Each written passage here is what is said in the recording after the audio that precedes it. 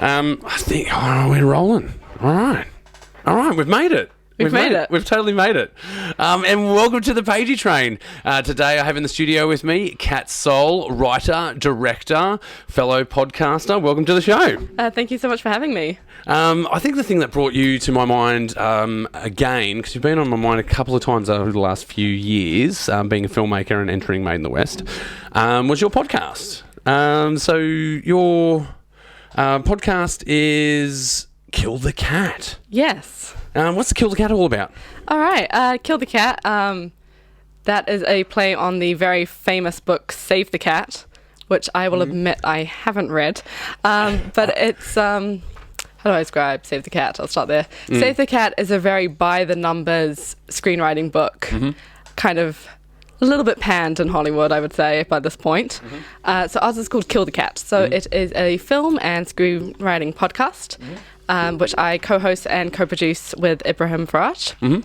And we take our favourite movies and TV shows and we break apart why they work and why we love them so much. So we're fairly new. We've been out for a month and a bit now. Wow, just a real fresh podcast. I remember when I started out, you have all these ideas and you've got to get all of your set together and get your equipment together, figure out how you do your tech. Do you do all the tech on it? Or That is all Ibby. Yeah. I will admit, tech's not my strong suit.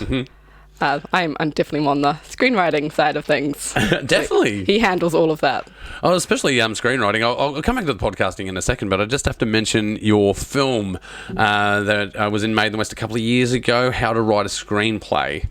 As soon as I saw that film, I'm like, well, that film's going to be around for a while for promos and for every other reason for Made in the West because it was so well produced.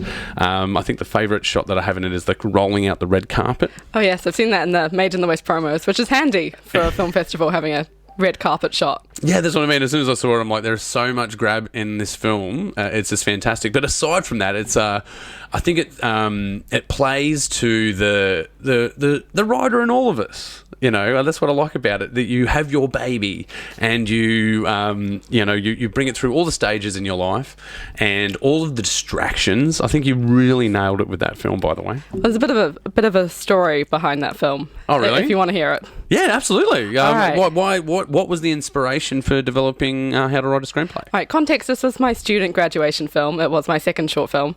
I was intending to do something entirely different. It was a sci-fi drama named Cortana.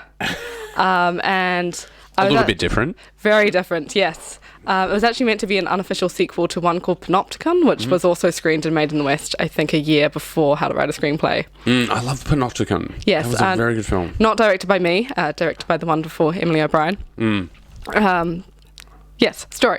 So back onto How to Write a Screenplay and the sci-fi that it was supposed to be. Yeah, so it started there, and I was kind of in the point where I had my whole crew ready to go, and they had nothing to go to pre-production on, and weeks were ticking on, and we were meant to go into production really soon, and I didn't have the script, and I knew it wasn't good. And then I had one really bad session in class. Everyone was very kind, but it was just a lot of feedback being like, this isn't working, we have to shoot in a few weeks. Oh, you got bombed and crucified. Oh, yes. Yeah, I know that feeling. Oh, yeah. I think every writer and creative definitely does, when everyone's trying to be so kind. Oh, at least you got the nice side of it. It could have been different. Definitely could have been different. So I was on the train home, having a borderline panic attack, and I just went to my laptop and wrote out something that became How to Write a Screenplay, and I woke up to it the next day and I was like, I could just make this. Wow. That's a great story. That film is built entirely on instinct, and even what we ended up shooting, just because a lot of it, the actress Megan Kennedy is in the same costume, we've shot with the same backgrounds. A lot of it we actually took from the script and re-edited in post to make the film that it ended up being. Yeah, wow. I think that's a great story. How long did it take you, the film that you were working on, how much pre-production did you go through? How many weeks? There wasn't a lot I could do without the script, but I was location scouting, I was looking at cast. This went over a few months though, or? About a couple of months. So we didn't have very long to make the film in film school. Well, I think the point I'm getting to, you went through a couple of months of this concept that you didn't have all of the parts for. You didn't have all the mechanical parts for that film, but in one night of inspiration of you going, I've got to do something. And then tapping into that instinct. I think that's a great story. You've found that you had this thing that had fallen over, and then in a night you're going, well, this is what I feel about it. And then that turns into the project. I think that's a totally romantic idea. Yeah, so that's it's probably as autobiographical as I'll ever get in a film. So. Oh, never say never. Never say never. That's true. I think one of the first films I made was a documentary, but when I started doing genre sort of based films, it was a sci-fi, and then I went on this journey away from sci-fi, and tried to make a gangster Western Sydney film, trying to do the Guy Ritchie Tarantino thing. And don't get me wrong, had fun. I'd love to do something like that again, but I think I come back to my roots of the next film that I'm doing is a sci-fi. Writing something like Panopticon, are you looking to do sci-fi in the future? Yeah, I finished my first feature last year, writing, not making. I wish I could make it, which was sci-fi, which was fun. It's a steampunk dystopia. Oh, wow. So that was fun to write. And then my next one's a romantic drama, which I am struggling with a little bit more. It's not quite my genre. Yeah. But yeah, I find like I cycle through genres. I definitely started off in sci-fi. My first film as well was called Blood Bank, and that was sci-fi. And then again, like How to Write a Screenplay, I didn't think I could do comedy. And I was like, I enjoy doing comedy. And then I went on a spree of doing a lot of comedies. And now I'm sort of tipping more into like a horror genre. Yeah, okay. I have a second podcast in the works called Tangent, which is a fiction podcast. Yeah, which was meant to be a comedy. But the more I write, and maybe this is just because it's been like COVID and we've been inside all time, it is turning into a horror podcast instead. Oh, I was talking about this today, actually. We were talking about content that we'll be looking at this year for Made in the West. And I had a few Zoom meetings, and one of the things that come out of it is that we've got this theory that there will be a bit of bleak content coming out because of isolation. Like, I think we'll get the singular filmmaker on their own trying to make a story, right? Yes. So perhaps like film essay sort of formats. But then we started sort of extrapolating from that, thinking, well, everyone is in this isolation mood. They're frustrated. They're isolated. They're stuck. So I reckon, I think that we're going to see some content that's quite like morbid and bleak. Maybe there would be a few that stick out that might be, a bit of sunshine. But I think people would be leaning towards horror. I think I even started writing horror during this time. And I normally write sci-fi. That's usually what I write. Going back to your sci-fi feature that you've written. Yes. How long did that? What's your process in doing that? I know you shouldn't be giving too much away about the story, but what's your process in doing that? Are you someone that just writes start to end, or do you have a map that you sort of lay out? I'm big on outlines. So it's called When the Rains Came. The premise is set in this kind of rural world where it rains acid rains for 2 months of every year. So the people who go through it kind of have to find shelter and survive for those 2 months with enough food to go around. So I had that premise, and then I'd never written something that long before. So I started with the outline, wrote the first draft. It was 60 pages. It's terrible and no one will ever read it. I then went back, rewrote the entire outline from scratch, rewrote the script from scratch, and then I did that a third time. And by the time I'd written it from scratch a third time, I was like, okay, I have something now I can edit. Yeah. It took a year. Yeah, a year. A year. And that is that like daily engagement with it, or is that sort of weekend work? I'd love to say it was daily engagement. I've now found like a good process is when I have this outline, trying to convert one paragraph of the outline into script per day. That's about 40 minutes per day. Okay. And that kind of manages to fit in around my other work, and one paragraph kind of turns into one sequence. Okay. Wow, that takes some discipline, right? Because you need to be disciplined to have that kind of approach. Because I find that the writing process is the hardest part of filmmaking. It really, I don't know if that's for like everyone else, but writing for me, like the ideas are there, but getting it out of your hands and into a computer or onto paper is so hard. I think it's very hard because when it's in your head, it's this beautiful, magical thing. And the moment you put, well, not literal pen to paper, but I guess fingers to keyboard now. Fingers to plastic. Yeah. It becomes... porcelain if you've got the cool keyboard. It becomes something not so great. And I found like the most important thing is just get the words down. I've even had days where I've written something and I've like, this is terrible, this feels really mechanical. And then coming back the next day and being like, you know what, it's not that bad, I can work with it. Yeah, I think there is a bit of that fire and ice that goes on with writing, isn't there? Like, sometimes you might start writing something and go, this is totally garbage, and then you step away from it and you look at it and go, oh, no, there's got a bit of legs in there. But on the other end of the spectrum, sometimes I've written things that I go, this is fantastic, this is going to be great, and I go back and look and go, that's awful. That's just absolutely awful. So I have those two extremes, but I think I'm definitely someone that does the structure first. I map it out in palm cards, and then I have my character descriptions, and then I make them interact. And the last stage of writing for me is the dialogue. I start to populate those that scaffolding with dialogue, because I already have the narrative arc sorted, and I find that's the cool thing about palm cards is I can lay them all out on the floor or put them on a wall and then rearrange them. And then instead of scratching out what I've written, I can still keep the ideas and then put them in the, discarded ideas pile with the current ideas, and then have the current ideas pile. I find that's really useful. But I had I interviewed someone a couple of weeks ago. Big shout out to Wayne Tungst, actually, who his suggestion was find an idea and just write on it for 10 minutes. Just write it out for 10 minutes, see if it's got some legs. Because after 10 minutes of writing, you'll know if you like it or not. Because I come up with so many ideas throughout the day. When sometimes the ideas skip you. Oh, yeah. You're worried about losing them. I find sometimes I have to write it down. I have numerous places around the house or in the car where I'm like, I need to write that down, get that sorted out right now. But do you have any sort of places that you collect ideas? How do you go about that? Yeah, I have a writing prompts on my phone. Sometimes I go back and have no idea what I was on about. There's one on my phone I went through the other day, and it was just like something about breeding lemurs so they only produce male offspring. Apocalypse? Question mark. So I don't know what I was on about that day. Yeah, I find if an idea is really good, it'll stick with you. And I also found sometimes you have ideas and you're like, that's a good premise. I don't know what that is yet. Yeah. And then maybe even it can be a year or two later, it will come and tap you on the shoulder and be like, hey, I'm ready now. And you go, okay, I'll work on you. Yeah, well, that's very much like How to Write a Screenplay. That's the story. I mean, is it out there online, by the way? Yeah, it's on my YouTube page. Yeah, just as Cat Soul on YouTube. Yeah, check out Cat Soul on YouTube and go check out How to Write a Screenplay. Thanks, it's totally entertaining, and if you're an artist, you will definitely see where this film is coming from. I totally resonated with it, really did. And there's another thing I like about that film as well. By the way, I like guerrilla filmmaking, and when things are cheeky, I noticed that you've got some train shots on there.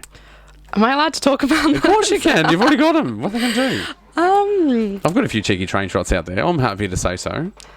Yeah, I totally got permission to shoot on trains. I have a thing about trains. I don't know why. Yeah, you do. You do. Yeah. Because a film that we got from you, was it last year? Yeah, the 11:59 to Washington Square was also about trains. My fiction podcast is based in the train underground. And you're on the podcast, The Pagey Train. Hey. I think I've got something about trains as well. Yeah. Now that I mention it. I think there's something about... I have this theory that people don't exist on trains. Because you're going somewhere or you're leaving somewhere. But no one is really on the train to be on the train. Yeah, you're not there to be there. Yeah. You're there to get somewhere. And you're usually on your phone or something. There's very often you sit on a train and you're just like, oh, I'm being. Well, I think the more things change, the more they stay the same. If you take the phone away, just insert the newspaper. Everyone is buried into their own world on a train. You ignore everyone around you. I'm sorry. That's okay. Okay, I've got to time that. So that was a good, what are we up to, 12 minutes? No, you haven't got the record. What's the record? I think it's 1 minute. Okay. Yeah. And every time someone does it, they go, sorry, I just bumped the mic. I'm like, don't worry about it. Just put it where you need it. You just have a compilation. Yeah. And that's right. I should have a compilation mic bump. But that's a really interesting idea. Wow. I really dig that. There's a Night Vale quote, which is, commuting is the limbo of the workday. Wow. Which I love. That's great. Yeah. I'm someone that's when I'm on a train, I need to be doing something because I find it. The only time I'm not doing anything is if I'm sleeping. on a train. Sometimes you get a nap in. I don't know. Always feel weird sleeping on a train, though. I'm always worried I'd miss my stop. I sometimes see people on trains. I'm like, you're braver than I will ever be. Yeah, but I do that. Yeah? Yeah, but I've woken up snoring on a train, though. That's very embarrassing. And it's usually not one of those, like... It's not like one of those. It's one of those, like, head back, you know, where... Yeah, full on. And then everyone's looking at you, but then no one's, like, acknowledging that just happened. And you know it happened. They know it happened. Because you don't exist and they don't exist. Yeah, that's what I mean. It's like when you get a crazy person on the train. They don't exist. That's fine. Yeah, but everyone has the same echo in their head at that point. Please don't sit next to me. Please don't sit next to me. Yeah.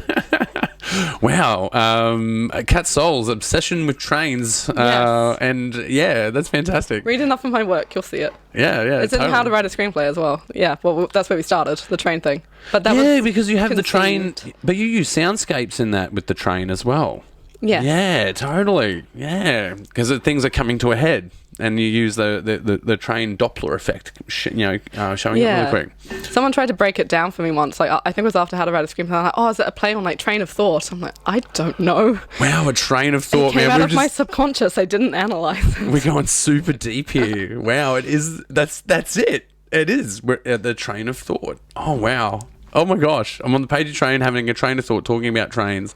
Someone who writes a lot of stories about trains. Oh man, I just exploded my mind. I'm glad I had that coffee. But back to your podcast. So, Kill the Cat. So you were telling me Kill the Cat comes from a novel or a story? A screenwriting handbook called Save the Cat. Okay. I've never heard of this. Yeah. It's okay. There's better screenwriting books out there, but it's like the ultimate beginner's guide to how to write a screenplay. Oh, so it's the screenplay for dummies sort of A thing. little bit, yeah. Okay. I'm not saying it doesn't have good advice. I'm sure it does, but Well, none of us have read it, so. yeah. So Kill the Cat. Oh, wow. And obviously a play on my name, Cat. Yeah, Cat Song. Yes. Makes sense. Cat on the train. Yes. Cat on a hot tin train. Whoa, Hey. wow. Going existential. So do you have any... Oh, speaking of it, actually, before I go on to that, so your podcast, where do we find you on your podcast? Absolutely. We're on YouTube, we're on Spotify, we're on Apple Podcasts, and then basically anywhere you listen to podcasts. Yeah? We're out there. Yeah, the only one I'm not on is iHeart. I'm going to iHeart soon. I'm not sure if I'm on that. I actually go through Anchor. I'm on Anchor. Yeah, not sponsored by, but Anchor's great. I haven't done... Yeah, Anchor is good. Yeah. Anchor is really great. Yeah, I'm on Anchor as well. Yeah, because Anchor will do your Apple podcast and your Spotify. And they'll do hosting. Yeah, distributes them. Except for YouTube. That's a separate thing. Oh, yeah, totally. So yeah, we're Kill the Cat. We're on YouTube, Spotify, Apple Podcasts. Just type in Kill the Cat. Yeah, we should come right up. So do you do... you were talking on air before describing your set. So do you do video podcasting, or is it all... It's all audio. It's all audio. Yes. Because you were describing where you do it because you have set up your sound stage per se. Yeah, we're getting better. We started off... first couple of episodes are fine. I would definitely say we improved. We started off at basically Ibby's kitchen table with his sound equipment. And then over COVID period, we still did it, but at our separate houses using mic setup and just did a phone call. Okay. So I think we did 3 like that. And now we're back to face-to-face. And we improved. So now we're in Ibby's studio, and I should put a photo somewhere. We're basically in our own little blanket fort to just mute as much sound as we can. I've totally done that before too, Yeah. by the way. I for one of the voiceovers I did for a film, we couldn't get into a studio. So I set up an array of umbrellas, and I got the person to do the VO. They had to crawl under the umbrellas, which I had blankets over, Oh, wow. and do the VO in there to block out any exterior sound. But yeah, that's what resonated with me. You're like talking about, yeah, I've got a blanket fort, and that's what we do the podcast. I'm like, that's pretty awesome. I love that. Maybe one day we'll progress to a proper setup. Oh, look, But we'll see. I don't. Well, this room is really strange to me. I've always talked about it off air. Actually, I should probably do it on air. Like, this is my high school bedroom that evolved to this point. Yeah. When I grew up as a kid, I always had a rug in the middle of my bedroom. I had a couch, and I had a bed above the couch, and the couch faced a computer and a TV. I always had a computer in my room. I always had a TV. and always had a couch. And my bedroom, around from 15 to 18, was the most popular room in my house. Like most families sit in the lounge room. Yeah. But people used to sit in my room because I had like it set up. Right. Yeah. It was cool. And when I went into my 20s, it was always like a screen and a computer. And then I got a projector, and then I got my couch custom made. So I designed the couch, and then I got someone to build it for me. That was a long time ago. And so then I've always had the edit suite and the projector. So all of the Made in the West stuff we do here, and all my edit, that's my money maker. That's where I make. That's where I turn things that I film and edit jobs that I do into $1. I just saw train on the mug. Yeah. Well, that's I've been. It says Pagey train. It does say Pagey train. Yeah, I can just see train. Yeah. Well, I've been experimenting with merchandise lately, so I'll be hopefully. I'll do this as the shout out for that now. I'll be doing merch for the Pagey train and. Still searching, and of course Made in the West. So I'm going to set up a portal and sell our merch instead of just selling it at events. I want to start selling it online, which I think is a great idea. But this room is just my personality exploded onto the walls. I can see that. And there was this space here, and I'd always store my camera gear here. Yeah. So this is where I put all my camera gear. And, it started out with humble beginnings. It was just a backpack with a Nikon camera. And I'd use that to go and do on location sort of stuff and try and film and earn some money, or just generally do things for free at that point. You're just working for free, right? And then, all of a sudden I was doing more corporate jobs, and I had a little bit of extra money laid over. Most things I do are on a oily rag, like most filmmakers. It's beg, borrow, and steal. And I think using my existing stuff, I think the podcast, I had to buy the desk, had to buy the mics. I think I got it done for under $1,000. That's pretty good. Yeah. Damn. Yeah. Yeah, I got it done under $1,000, and that was from a paid job. So I just took the profit from a paid job and put it into the podcast, and then I essentially got my company Still Searching to sponsor my own podcast, essentially. And this table I got this off my father. I French polished this table when I was a child. Good table. Yeah. This was the dining room table from my childhood, and wow. And I French polished it. So I got the table for nothing, and the computer is it's a that computer did my degree. And made most of the films that I've edited or have been done on that machine, and that's just been migrated to the Pagey train. And everything is essentially like the lighting systems. They're not the best, but they do the job. The mics aren't the best, but they do the job. The desk, I've got a pen jammed into the master volume control. Yeah. Because the left channel just decided to stop working.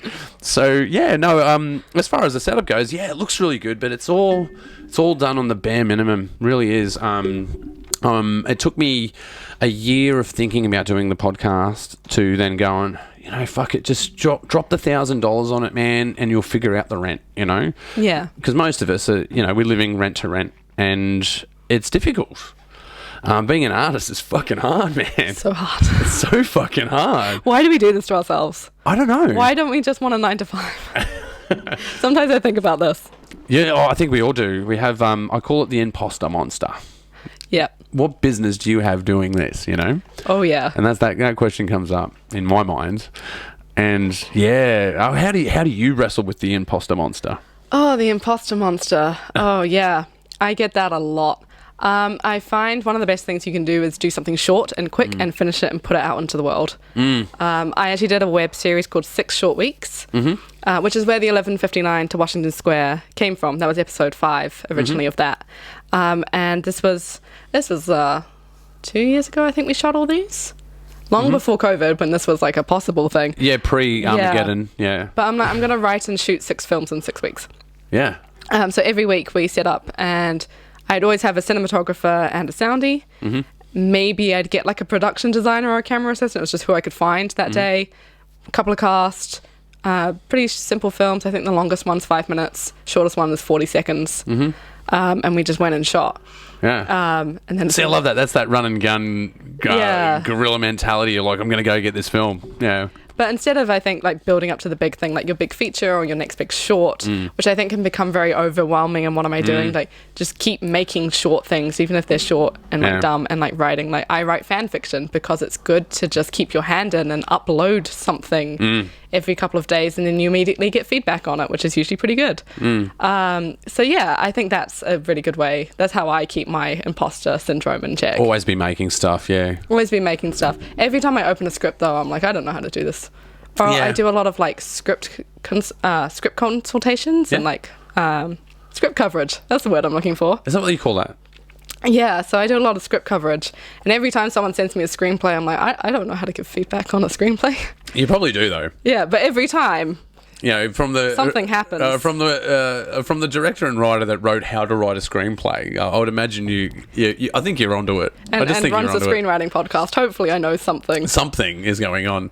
No, as I say, like back to your film, you know, How to Write a Screenplay. It just nails it. You've nailed it on every quadrant. Like it taps into that, the idea of the imposter monster, the idea of having your baby, and the idea how it follows you around. And then once you get it made and send it out into the world, another one will rock up. Yes. There was actually a deleted scene from How to Write a Screenplay. It didn't quite fit, but halfway through, like another idea /child comes in and tries to push in. Yeah. Which I don't know if I think everyone gets that, but you always get that magical other idea that's so much better than the one you're working on. The old distraction. Oh yeah. Yeah. Well, I think we use distraction as well. What's the word I'm looking for? Procrastination. Oh yes. There's nothing like procrastinating on your idea. I've got some work to do. Oh mate, I've got some yard work. I'll go do that. It's amazing what you'll do in other work to get away from your work, and it's amazing what you'll do in your work to avoid doing your other work. So much washing, so many dishes, so much pruning. Actually, I don't do the pruning. If Misty's watching, she does the pruning. I do the mowing.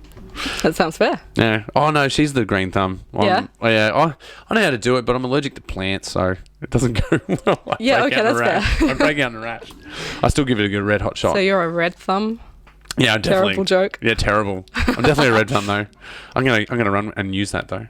But yeah, I think dealing with the imposter monster and you know, dealing with that self-doubt and that negative voice that's in everyone's head. Oh yeah, and I think also just breaking it down into small chunks. I say like I convert a paragraph of my outline into, so that's maybe 2 to 3 pages. It's not that much every day. Yeah. But I find like I used to very much be in the mentality of like, I have a free day, I'm going to sit down, I'm just going to spend 3 hours, I'm just going to write, or like, even I'm going to go away for a weekend and just have a writing weekend. That really doesn't work. And I find being like, I'm going to write a feature or a novel or a podcast, whatever you think, that's really overwhelming.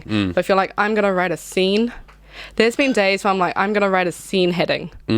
That's all I'm going to do. And then I find once you get into it, you can keep going. That's one of the things, right? Yeah. Once the ball's going, it's sometimes hard to stop, and I actually get narky when someone interrupts me. You know, like when I got the ball rolling and I'm like, I'm writing here, and the phone rings. I'm like, fuck off! Like, no, I'm in the flow. They're like, stop! I'm writing. I finally got it. I'm a pacer as well. I like to get up out of my chair and I walk back and forth and re-engage, have a beer, have a coffee, have a cigarette, just continue writing. Like I'm a bit of a maniac when it comes to these sort of things. Kind of have to be, right? But I enjoy that part of it. I talk to other people and they have a different approach, but that's certainly mine. I don't know. I love it because I find when I'm writing, I know what I'm writing, and if I don't know what I'm writing, I get up and go for a walk or a shower. Or whatever you need to do. But it's fun just like walking down the street and your brain's just making stories. And it's going, what about this? And what about this? And what about this? Yeah, conveyance does it, right? Like being on the train. Being on the train is a big one. Walking does it for me. Swimming. Swimming is really good. Swimming, I get those really deep, expansion sort of ideas. The shower. Yep, you mentioned the shower. Really good. I've got this really nifty trick I've been doing lately. I've been taking soothing music that's sort of like dance / classical. Okay. So they take a faster beat, so a higher RPM, and BPM, higher BPM with classical woven into it. Oh, fun! And I get I hop in a shower, really hot shower, and then if I'm doing lyrics, they flow naturally. but especially for filmmaking ideas. The shower is a great place to come up with ideas. When I'm sitting in front of a computer, that's the worst place to come up with an idea. Yeah, because you're under pressure. And, like, to be honest, sometimes, like, I think I said this earlier, but, like, just getting anything down. There's been days where I've come back to the computer and deleted everything I've written the day before. But you have to write that stuff because you have to know that it's not going to work. I actually have a trick with music as well. I pick a movie soundtrack, instrumental, and I assign it to a project. I do the same thing. Yeah. I totally do the same thing. Because it works, because you sit down and immediately you hear the music and you're in the mindset. And you can even put on wherever you leave off on the soundtrack, and it just puts you straight back into... Yeah, you got a cue. You got a cue point, right? Oh, yeah, I was here yesterday. I'm back. I've got a theory behind that. My theory behind... Do tell. Well, if you, like, for instance...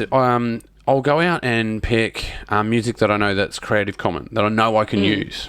And then I'll pick a list of stuff that I like, start listening to it, and I go, what's this music for? And I go, this is a fight scene. Or this is a scene that this is a montage that leads into discovery. All right? So then I'll listen to the music and I'll start writing to it. And then the thing my theory behind it is, when you edit, it's rhythmic. Right, you edit ear to eye. You don't edit eye to ear. You need a soundtrack to edit to, so it can be done in beats. Writing's the same thing. Writing is in beats. It's rhythmic. And once you, it's a strange concept to get your head around, but once you get there, it makes things a little bit easier. Not totally easier, but a little bit easier.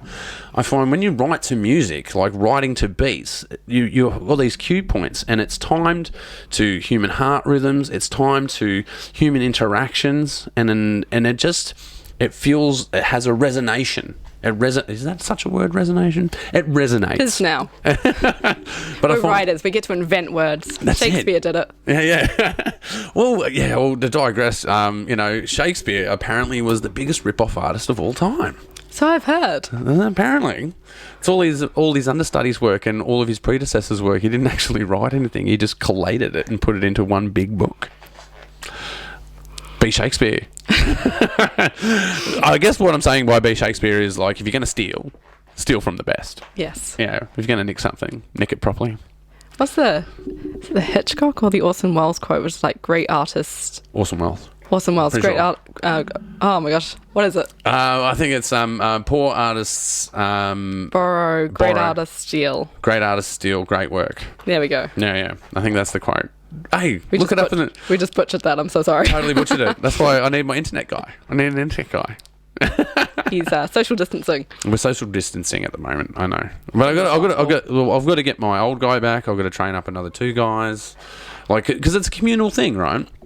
I can't do this on my own. Like, you can't make a movie on your own. You need to have collaborators. And I think a good lesson I learned with being in filmmaking and in bands is be prepared to be the leader, but also be prepared to be the follower. There's nothing wrong with being a soundie on someone's film. You know, they go, I can't get a soundie. I'm like, I'll be a soundie, man. They go, but you direct films. I'm like, I don't care. I'll be a soundie, man. You just need someone to hold on to a boom for 3 hours. I'll do it for you. I know I'm going to do an okay job. I can tell you that, because I direct films, and I know what's expected. I know what sound you want. I can do it for you. Shooting for people, that's the scariest one for me. Shooting, being a cinematographer for someone's film, because you've got their baby in your hands. Oh, yeah. Scary stuff. I haven't shot anything since film school, so... Yeah? Yeah. Well, from looking at your profile online, you're a writer. Yes. And a director. Yes. So you're a writer before a director. I would say so, yeah. Yeah, because I think I'm a director before I'm a writer. I've directed more things than I've written. Right, okay. That's interesting. I've definitely written a lot more than I've managed to direct. Yeah, so that's what when I talk to other directors, I go, which side of the fence are you on? And the irony is, or not the irony, the sad part on my part is that I think better directors are better writers. Or like a director is a better director if they're a better writer. Because they can run on they can make changes on the spot. Like, because you have problems when you make films. Sometimes you go, this little bit sticks out. How do we... It's always a writing solution to get around it. You have to write something. Yes. And you have to be able to do it quick and then deliver it to an actor and a director. So or a cinematographer. So you got I find that talking to most directors, the better directors are usually the writers. Yeah. I could agree with that. I definitely see, I work, not so much now, but I did work as a script consultant on a lot of student films. And a lot of the time I'd be like, I don't quite understand why this scene is here, or like, why does this? And the response was often, the shot will look cool. I'm like, you'll cut it in editing, don't shoot it. Yeah. Or you'll keep it. I think going back to what you said before, the secret to making a good film, this is the secret, this is all you need to know, is to surround yourself with people who are better than you are and treat them well. Yeah, that's it. That is a good bit of advice. That's what I've done on all my projects. All the people on my projects have been way more talented than I have been. And I've hopefully... I don't know, is that the imposter monster creeping up on you though? Are they way more talented? Aren't you just as talented? Don't you just have as much right to be there as they do? They are definitely way more talented in what they do. But also the writing thing, I've currently got a web series nearing the end of post-production. That was my next question. What have you got running at the moment? All right, I got a few things.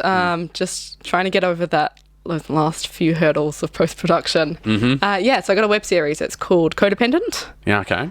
It is a mockumentary-style comedy because I live with actors in a house. And so we shot some stuff with the actors who live in my house. Well, it worked out well, being a writer-director living with actors. Yeah. That's convenient. I made the most of that situation. But because it was a comedy and because we didn't have a lot of time to rehearse because no budget, there was a lot of writing in the moment, or like, this isn't working, how can we make this work? Well, I think as well, when I have had to write on the fly for things that I've written and directed, I'm more of the collaborator. So I'll actually go to the actors and go, hey, well, this is what I've got. Do you think that works for your character? Because you've researched the character. Does this work for you as an actor? And I go, yeah, this element does, but that element doesn't. And I tend to work with them. I don't think I'm the dictator. I think I go, well, no, I'm happy to maneuver and be a bit malleable in that. Are you sort of the authoritarian, like, no, this is my story and this is how you do it? Or are you the flexible kind of director? I like to be the sieve.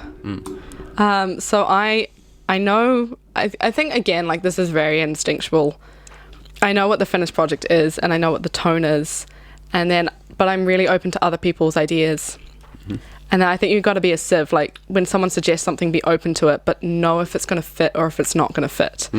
I think one of the best pieces of advice I got in film school... I think I bugged that up earlier, but it'll be fine. That's okay. Hopefully fine.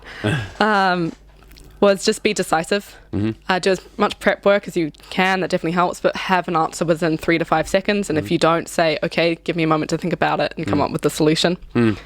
But going back to how to write a screenplay, most of the jokes came from the cast on the day. There's the bit where the train wall falls down and there's someone in the background. Yeah. And she waves to him. Yeah, he's on a ladder with a drill or something like that. Yeah, that was our production designer. He's like, I could go and be up there and it will be funny. I'm like, yes, go do that. Or there's a bit where she there's a table covered with script pages and she just throws them all on the ground. And that was the first AC's idea.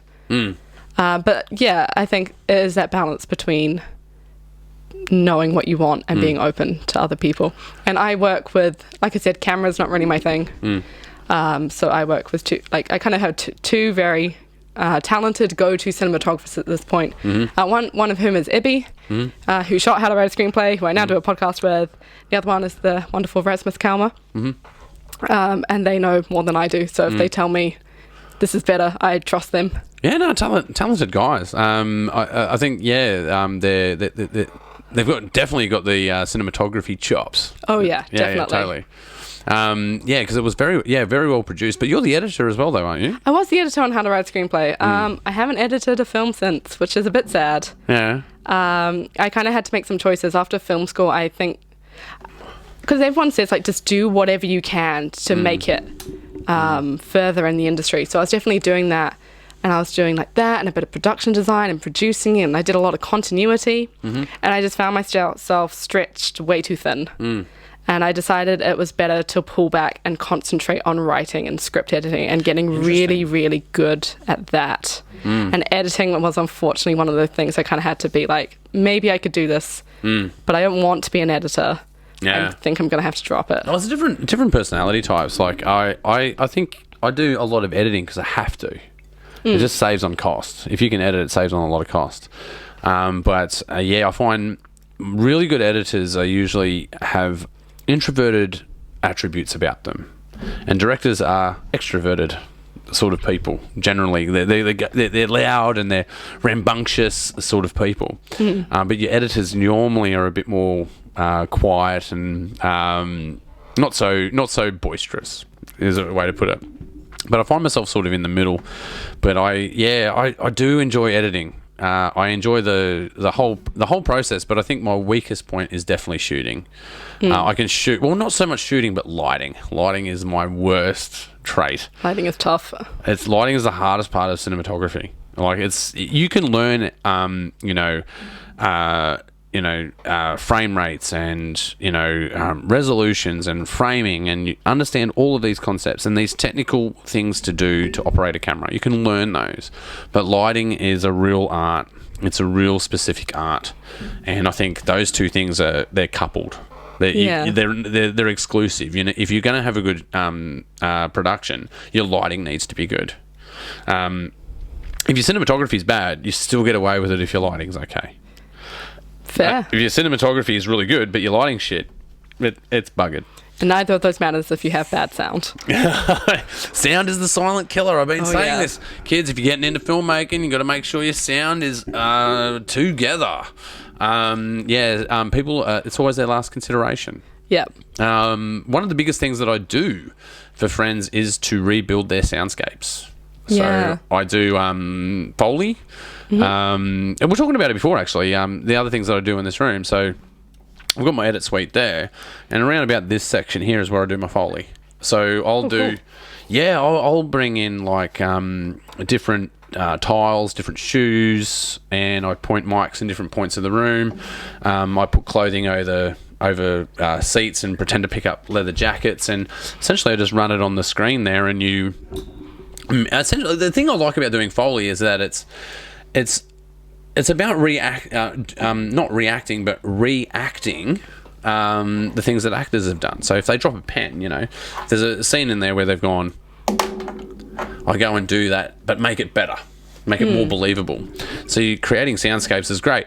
But the reason I do a lot of repairs is the most frequent one I do is when they've done their film outdoors and it's really windy or it's raining. And they don't have their dialogue. So they don't have their dialogue and they don't have their soundscape. So what I'll do is I'll build the soundscape for them. Then they'll send their actor over, and then we'll do the ADR. Oh, wow. That's one of my most favourite part of filmmaking. I know it sounds really nerdy. No, I like doing Foley. You do? I don't like doing ADR. I love doing ADR. Really? Yeah, man. The worst ADR I've done was one of my own films because of the guy's accent was so nuanced that even when he talked on screen, it looked fake. Like you even if you didn't ADR his voice, he looked fake. That was one of the hardest ADR challenges I've ever had. But yeah, love doing narrations for people and EQing that for them. And another thing that I love doing is the thing I love the most is Foley. That's actually the reason I got into filmmaking. I started out as a part-time musician that decided to go to film school, and I just ended up directing. The reason I went there is to do sound design. That's what I wanted to do. I can go on for hours about a Foley techniques and how to get around fixing things like fire and rain, right? When you look at fire and rain in a film, how do you think you record rain? You could wait for it to rain and record it. Is it bacon sizzling? No. Oh, yeah. That's the famous one I've heard. Bacon sizzling is pretty good, but there's an easier way to do it. Please tell. VHS tape. Oh, yeah. So you unspool VHS tape, put it in a cardboard box about so big, stick a mic in front of it, and then massage it. I love that. No, I love that kind of stuff. And then if you want fire, increase the frequency. So fire and rain are made from the same material for soundscape design. I like looking at the little things though. Like one of the recent ones that I did was for a guy that got into a car and he opened the door. So I had to do the open the door sound. hopped in the car and then put in the keys. But then he put up his knee and he bumped the keys. Oh, yeah. Right. And no one would have seen that. Like, it's one of those things where if you didn't put that sound there, people would have gone, oh, whatever. But because you put that sound there, it puts this extra dimension in there where people go, wow, like, this is recorded in that car. So I look for those little things that are in the background that people don't generally look for. The touching of leather or the touching of fabric. Like, I'll actually use the jacket type that people are wearing in a film and then mimic their movements. The other one I like doing is actually mimicking sound itself. As in... All right, my favourite one. I think I've done on the podcast. Sorry if you guys have heard this before, but my favourite one is lighting a match. You know, when light a match on screen. Right? Okay. Yeah. Oh, hey. All right. That's really good. It's really good, right? I love Foley. I love making sound. Anything that involves a microphone, I'm really into that. And it's just one of the nerdiest things I do is building soundscapes. But when I look at like a 1 minute of film, I will find you 200 sounds in 1 minute of film easily. I look at it in a lot of dimensions, and I just thought that everyone looked at things that way, and I've learned that that's not a lot of people look at things that way. So that's why, if I get to progress into the future, I'd like to make more sound stages and do more Foley for film. That's something that's right up my alley. I think there's something very fun. I always like, there's always that kind of element of play around filmmaking. I feel like you only really get a little bit in the editing room and in the writing room, but on set. You're basically playing make pretend and trying to make it the best make pretend you possibly can. Yeah. And I think like Foley's part of that. It's like, how can I do this? In my first film, we had to stab someone. So we had just an array of fruit and experimenting with stabbing all the fruit. What was your best fruit? We went with an orange. Orange. Yes. Was it a serrated blade or a flat blade? Serrated blade. Yeah, see, the serrated blade I reckon would develop more sound because it's like... Yeah, but we just had like an experiment. Yeah. In that. I love that. That's fantastic. So I'm going to remember that. Orange serrated blade for stabbing. For stabbing in the gut, specifically. Well, I've got the one for punching. I do punching for people. When I do punching, it is celery on a tea towel. I can see... Well, I can hear that. Yeah. Yeah, that's it. I can see. No, I can hear that. Yeah. Celery on a tea towel. Wet tea towel. Okay. Well, not soaked, but just a little bit damp, and celery. You can break the celery. And break the celery. Yeah. It's a punch sound. Yeah. But don't use the celery afterwards. You know, I don't eat it anyway. I'm not a celery fan. Like, Misty puts it in everything. I don't know why. It's good for you, I've heard. Is it good for you? Is it? I think it takes more energy to, like, process celery than it actually contains, isn't it? Probably true. Yeah, but I don't know. What's the point of that? Why would I eat something that actually diminishes my energy? It just doesn't make sense. You need to just like wind down after a long day. Just get out your bag of celery. Yeah. No, I would be making peanut butter or something. Do they do? I think I've seen that in films actually. Do they do that? I think they do. Peanut and butter and celery? Yeah. What else have we got to go to? What planet are we on? Where are we going? What planet are we on? I hope we're on Mars. Earth isn't fun right now. Oh, isn't it? Well, no, is it not? Well, it can be. Yeah, I know. It's all a bit depressing, isn't it? I'm a little bit down about it. A little bit. There's this weird silver lining where I've had so much more time to write. It's a weird thing to like benefit off a global pandemic. Yeah, I have the same problem. Yeah. Yeah. Just in terms of having more time, which doesn't necessarily mean that... I do think that you can get into a very destructive mindset of I have all this free time, I should be constantly working. And that's absolutely not the truth. Oh, no, I went through that as well. I was working too much. I wasn't taking lunch breaks. Just merged all of my work into a 12-hour day. So because I've been working from home, and I make sure my job is done, of course, because that's what's keeping the lights on. But after 4 o'clock, I'd be working on Still Searching Productions, working on Made in the West, working on Mendoza, working on the band. And got to a point where I was like, man, you need to step away from some of this and actually stand in the sun for a little bit. Go outside, get out of the chair that you're sitting in. I even left out the podcast, going to work on the podcast. But yeah, I don't know, there is a silver lining to it. Like, I've never released so much content. I've never written so much. Yeah, same. I've never written so much, never released so much content. I've written lyrics for, 4 or 5 songs this year. Written 2 short films. Oh, wow. I produced an internet TV show at 7 episodes for Made in the West Rewind. I've made like 30 podcasts, and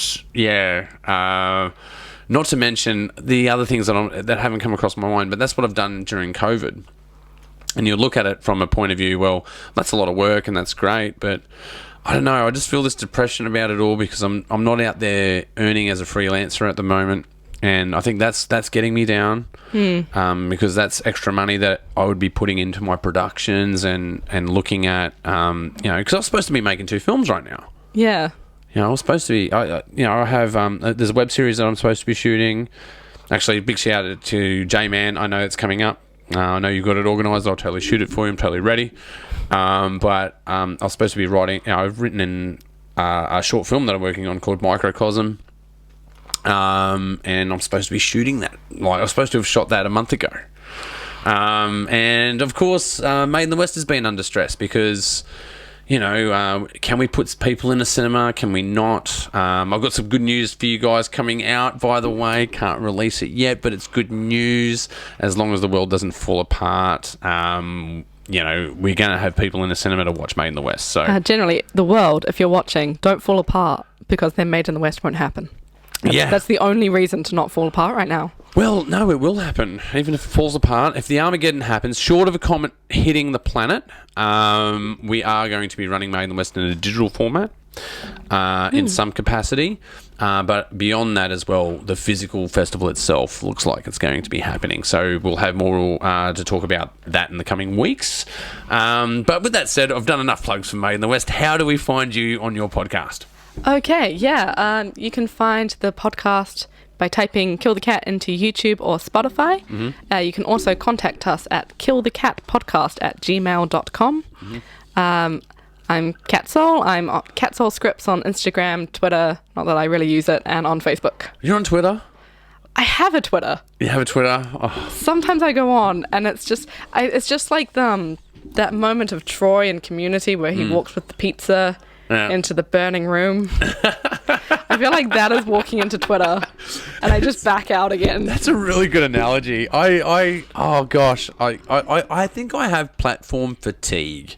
I'm on Instagram, and then you've got to do Facebook, and then you've got to do YouTube. Then Anchor's really good, actually, because then I just migrate everything to Anchor. Anchor's easier. Well, if you've already done because you've got to remember, you've got to write copy, right? You can't just put podcasts out there and go, hey, listen to my podcast. You've got to write copy. You've got to do thumbs. You've got to do, there's stuff to do. And, once I write copy for, a little bit of a tip here, kids. Once you've written your copy for YouTube, you can just cut and paste that, put it straight into Anchor. It's the same text, right? Yeah, that's exactly what I do. Some minor changes, yada yada, but essentially once you've written your copy, you've got your master. But it has to have variations. I think I did a post the other day, and I was doing a podcast with Holly. Big shout out to Holly, and we're literally talking shit. So Holly was she's a social activist, and she was researching what the effects of all these people walking their dogs and dog poo. Right. Okay. So I invited her on the show to talk shit. But then I typed into my master copy, I said, taking shit with Holly. Whoops. It's supposed to say talking shit. But then you cut and paste that across all your platforms, and then you go, oh no, I've got to change that. And you're like, where else have I put that? Oh my God. And then you got people like SMSing you going, man, you've misspelled something online. You got to change it. It sounds really weird. I'm like, no, I'm onto it. And so sometimes it's bad to cut and copy paste. Sometimes, yeah. Sometimes it's bad. Make sure you proofread, okay? That's some good advice for people out there. But to find out about your films, where can we go? Are you on YouTube? I am on YouTube. I have a tiny YouTube channel which you can totally go check out. It's got how to write a screenplay on there. It's got 6 short weeks on there. It is where Codependent will go when that's hopefully done in a couple of months. Fantastic. Well, before we get going, I'd just like to thank you for being on the show. Thanks for having me. Yeah, and this was fun. Yeah, no, it's absolute hoot. And I got free wine. You always get drinks on the Pagey train, which is fun. But thanks for Cat Soul for being Cat Soul. Keep out there, keep writing, keep directing. I'm loving your work. You've been doing a fantastic job. Thank you so much. You've been watching the Pagey Train, and don't forget to go and subscribe on YouTube. It's around here somewhere or over there somewhere, wherever it may be. And if you're liking the show, don't forget the little bell right here. And you can go and find us on Spotify, Apple podcasts, and on Anchor, and soon on iHeartRadio, or wherever you find podcasts. You've been watching the Pagey Train, and we'll see you next time. That's it. We're done. That was so much fun. Yeah. Where did we chew through an hour there? That's good. Hour's good. Yeah. Didn't feel like an hour. Yeah. Well, I'm upgrading the system soon, so I'll be